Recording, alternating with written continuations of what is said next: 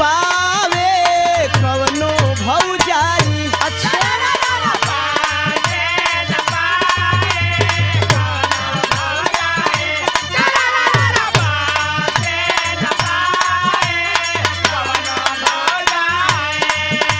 चढ़ल खुमार रंग के फुहार बरसात होली में डाला डाला हटा के सटा के चोली में। ए होश में बोला।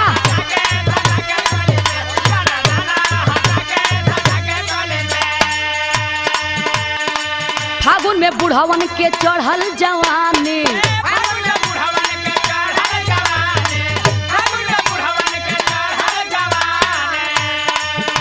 अच्छा ई बात बा। कब का हो?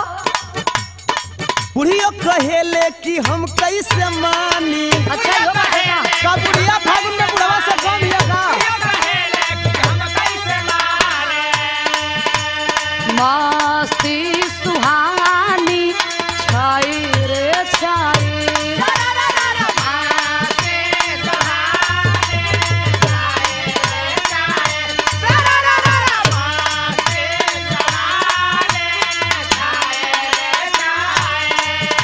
चढ़ल खुमार रंग के फुहार बरसात होली में हो डाला डाला हटा के सटा के होली में हो डाला।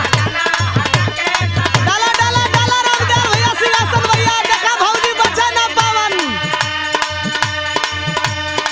होली में कुल भौजाई गदरैली।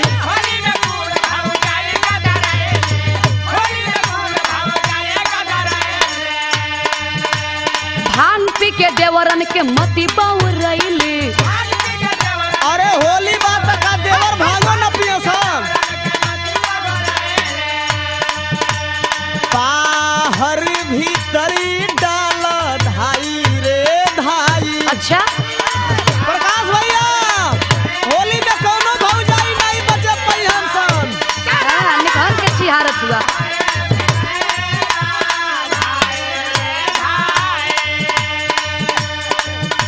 चढ़ल खुमार रंग के फुहार बरसात होली में डाला डाला हटा के सटा के चोली में।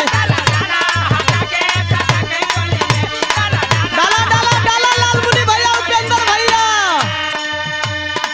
भइल बा सब दारू पी के मतवाला।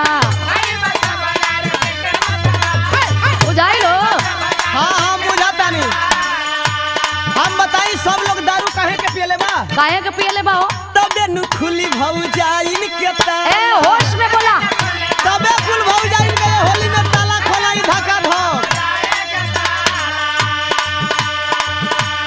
पीछू कारी लमहर लाई रे लाई।